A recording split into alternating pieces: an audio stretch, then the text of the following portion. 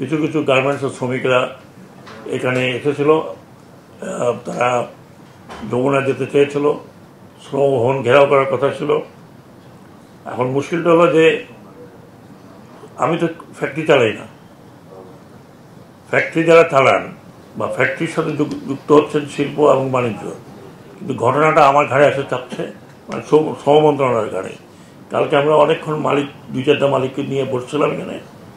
এখন সিদ্ধান্ত হয়েছে যে ওনারা ওনাদের ঘর বাড়ি বিক্রি করে আমাকে 28 তারিখের মধ্যে টাকা পয়সা দেবেন, আমাকে না, তাদের শ্রমিকদের টাকা পয়সা করবেন। আর যদি না করেন তাদের নামে হুলিয়া জারি হয়েছে, মানে ওয়ারেন্ট জারি আছে, they will be arrested. Warrant জারি না যাদের প্রায় সবার নামই হয়েছে, যারা যারা এই এখন এই ব্যবস্থার মধ্যে আছেন। ওয়ারেন্ট যাদের নামে জারি হয়েছে তারা বিদেশে থাকলেও আমি অলরেডি পাঠিয়ে দিয়েছি ওয়ারেন্ট সহ, যে তাদের বিরুদ্ধে রেড অ্যালার্ট জারি করতে।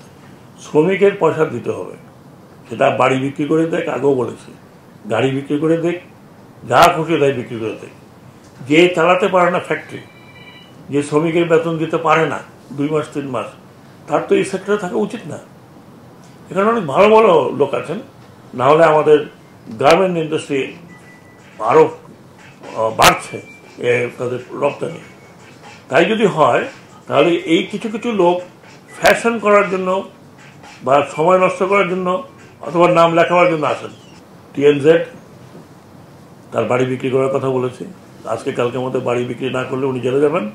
ওয়ালটন টেলিভিশন মাত্র 25,490 টাকায় পাচ্ছেন গুগল টিভি।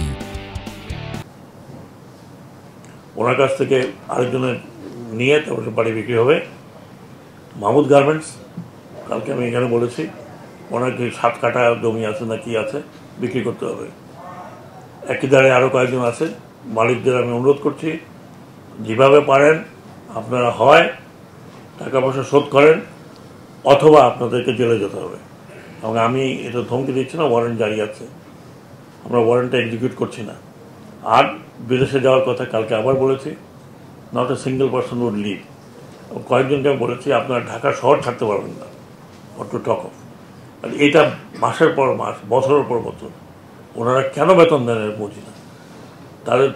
তারা বলে আমার তাদের ফ্যাক্টরি চালু আছে, কেউ বলে আমার গ্যাসের সংকট, তো এগুলো তো অনেক আগে ছিল। এখন এসে কেন এই শ্রমিকদের ফেস করতে হবে আমাকে? আর শ্রমিক বেদেও বলি ভাই, আপনারা আমাকে ফেস করলে আমি সরকারি 1 পয়সা দেবো না, not a single Penney from the government. যা দেওয়া হয়ে গেছে দেওয়া হয়ে গেছে। সেটা যদি আপনাদেরকে কেউ বলে অমুককে দিছে, সেটা অন্য ব্যাপার। এখন আপনাদের ইন্ডিভিজুয়াল মালিককে ধরেন, ওই মালিক তো জেলের মধ্যে। এখন আপনাদের ইন্ডিভিজুয়ালরা আছে, বিদেশে আছে, কেউ বিদেশে থাকে কীভাবে তার টাকা পয়সা না থাকে। শ্রমিক ভাইরা আপনারা এখানে এসে কোনো লাভ হবে না। আমি যা করার করে দিয়েছি, এবং আমার চেয়ে সিম্পেথেটিক মানে আপনি পাবেন না আর কেউ অন দ্য টপ। সো আমার যা করার আমি করছি, এবং আপনারা আসলেও করছি, আপনারা না আসলেও করছি। শুধু শুধু এখানে আপনারা এসে যদি বসে থাকেন আর আমাকে যদি বলেন ধমকি দিয়ে, আমি ধমকি তো নেব না আপনার। আমি যা করার করছি, আপনি যদি বলেন না 38 তারিখ মানি না, না মানলেন না মানলেন, ইটস আপ টু ইউ।